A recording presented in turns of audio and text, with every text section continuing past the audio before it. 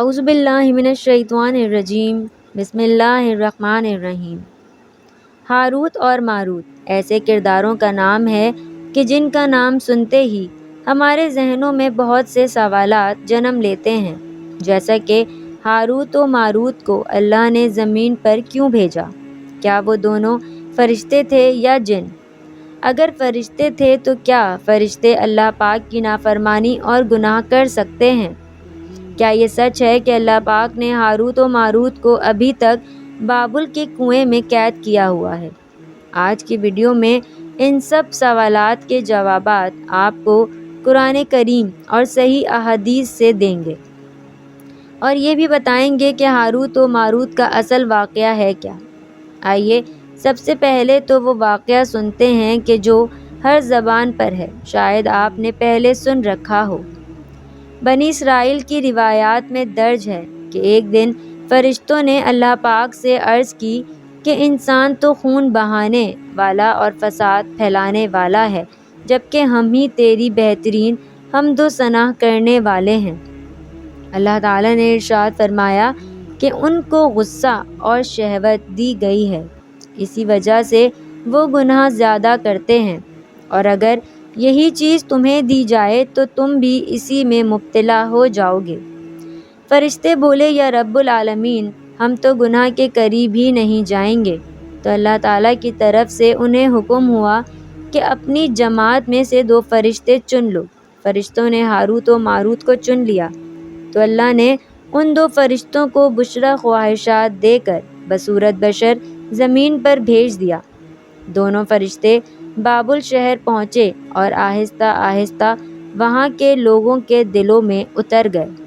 بابل میں زہرا نامی ایک حسینہ رہتی تھی جس پر پورا شہر جان چھڑکتا تھا، لیکن وہ حسینہ اپنے شوہر کے سوا کسی کی طرف آنکھ اٹھا کر نہ دیکھتی تھی۔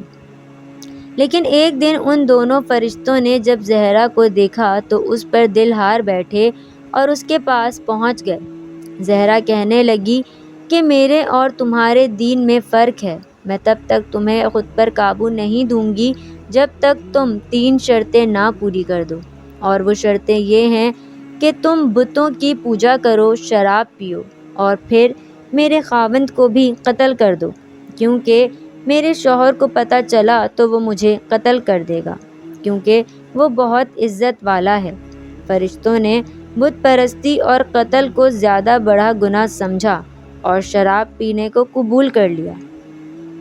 لیکن جیسے ہی انہوں نے شراب پی تو وہ دونوں خود پر قابو نہ پا سکے۔ زہرا اپنے بال کھولے ان کے پاس آ بیٹھی۔ اس کے بعد ہاروت و ماروت اپنی شہوت پر قابو نہ پا سکے اور انہوں نے اس حسینہ سے ایک ساتھ زنا کیا۔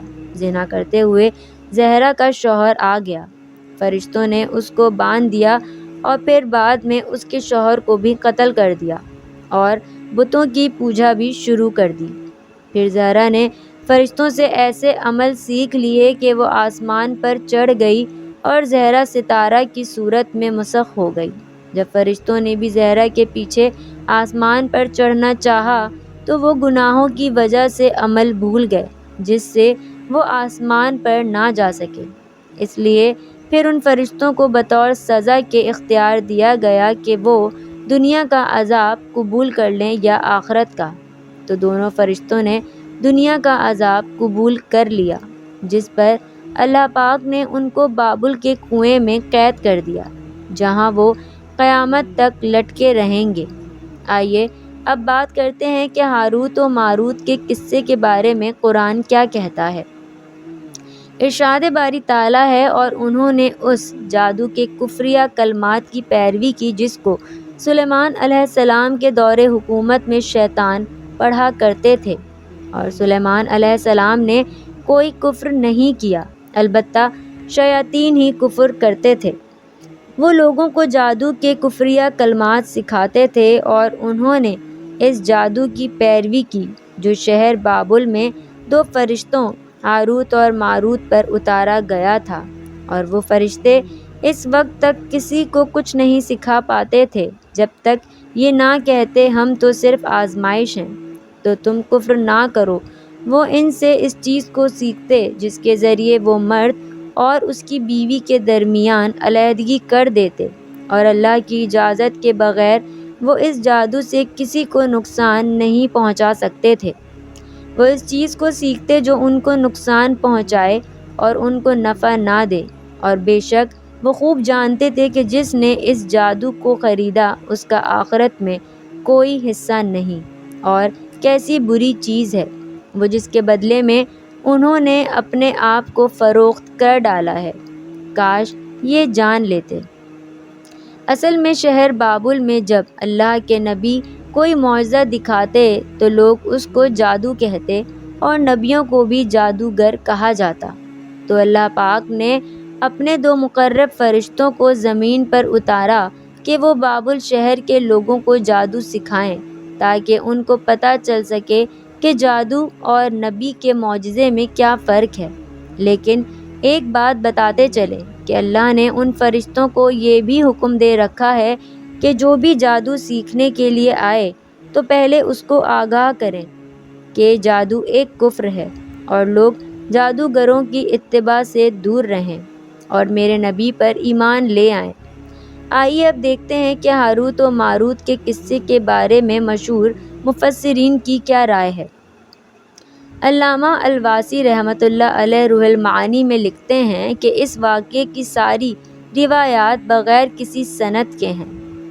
اسی طرح حافظ ابن کثیر تفسیر ابن کثیر میں لکھتے ہیں کہ ہاروت و ماروت قصے میں بہت سے تابعین نے ایسی روایات ذکر کی ہیں جس کی بنیاد اسرائیلی روایات ہیں، لیکن اس قصے پر نبی اکرم صلی اللہ علیہ وآلہ وسلم کی کوئی بھی حدیث موجود نہیں ہے۔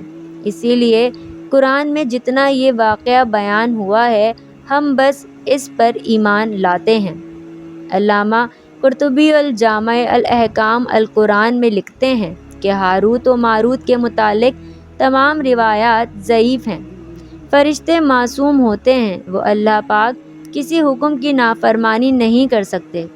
امام رازی تفسیر کبیر میں فرماتے ہیں یہ تمام روایات قرآن پاک میں بیان کی گئی ہیں، فرشتوں کی صفات کے خلاف ہیں، اس لیے یہ من گھڑت اور فاسد ہیں۔ ابن کثیر نے کہا کہ اس روایت کا مرفوع ہونا درست نہیں۔ اقرب یہ ہے کہ عبداللہ بن عمر نے یہ قصہ رسول اللہ صلی اللہ علیہ وآلہ وسلم سے سنا ہی نہیں، بلکہ قعب احبار سے سنا تھا، جو پہلے یہودی تھے پھر مسلمان ہوئے۔ وہ صحابہ بھی نہیں تھے بلکہ وہ تابعی تھے، اور وہ یہودیت کے زمانے میں بہت سی باتیں اور بہت سے قصے یہودیوں سے سنا کرتے تھے، اور وہ بطور حکایت صحابہ و تابعین کے سامنے بیان کر دیا کرتے تھے، جس سے ان کی غرض یہود کے اقوال اور ان کی من گھڑت قصوں کی توثیق و تصدیق ہوتی تھی۔ فرشتے کے بارے میں اللہ پاک قرآن میں ارشاد فرماتا ہے، وہ وہی کام کرتے ہیں جن کا انہیں اللہ حکم فرماتا ہے۔ ایک اور جگہ ارشاد باری تعالیٰ ہوتا ہے، بلکہ سب فرشتے ان کے مکرم بندے ہیں، اس کی اجازت سے پہلے بات نہیں کرتے اور وہ اسی کے حکم پر کاربند رہتے ہیں۔ اسی طرح سورہ نحل میں ارشاد ہوتا ہے، وہ فرشتے تکبر نہیں کرتے، اپنے اوپر رب کے عذاب سے ڈرتے ہیں اور وہی کام کرتے ہیں جس کا انہیں حکم دیا جاتا ہے۔ اسی طرح سورہ انبیاء میں ارشاد ہوتا ہے، اور جو اس کے پاس فرشتے ہیں وہ اس کی عبادت سے تکبر نہیں کرتے اور نہ وہ تھکتے ہیں، رات اور دن اس کی تسبیح کرتے ہیں اور ذرا سستی نہیں کرتے۔ اسی لیے ہم بحیثیت مسلمان قصہ ہاروت و ماروت کے صرف اس حصے پر ایمان لاتے ہیں جو قرآن میں بیان ہوا ہے۔ وہ بس یہی ہے کہ شہر بابل میں ہاروت و ماروت 2 فرشتوں کو لوگوں کو جادو سکھانے کے لیے اللہ پاک نے بھیجا تھا، جنہوں نے اپنا کام بخوبی انجام دیا۔ باقی سب روایات من گھڑت اور فاسد ہیں۔ اب سوال یہ پیدا ہوتا ہے کہ آخر جادو جو کہ کفر ہے وہ فرشتے لوگوں کو کیوں سکھاتے تھے؟ اس میں اللہ پاک کی یہ حکمت پوشیدہ تھی کہ لوگ جادو اور معجزے میں فرق کر سکیں، تاکہ جادوگر اپنے نبی کی پہچان آنے والے سب لوگ سیکھ جائیں۔ اب سوال پیدا ہوتا ہے کہ انبیاء کے علاوہ فرشتوں کو ہی کیوں اس کام پر لگایا گیا؟ کوئی نبی بھی تو یہ کام کر سکتا تھا۔ اس کی وجہ یہ ہے کہ اللہ کے پیغمبروں کا بنیادی کام کفر شرک سے بچنے کی تعلیم دینا تھا۔ اگر پیغمبر ہی جادو کی تعلیم دیتے تو لوگ ان کو بھی جادوگر کہتے اور کفر و شرک سے کبھی باز نہ آتے۔ اللہ پاک ہم سب کو دین اسلام کی صحیح فہم اور اس پر عمل پیرا ہونے کی توفیق عطا فرمائے۔ ہم جادو، دھوکہ، فریب اور جھوٹ جیسی بیماریوں سے دور رہیں اور اپنے پیارے نبی کریم صلی اللہ علیہ وآلہ وسلم کی شریعت پر عمل پیرا ہونے والے بن جائیں۔ اللہ پاک ہمارے سارے گناہوں کو معاف فرما دے اور ہمیں تمام آزمائشوں سے نکال دے اور ہم پر وہ بوجھ نہ ڈال جس کو ہمیں اٹھانے کی طاقت نہیں ہے۔ آمین لکھنا مت بھولیے گا۔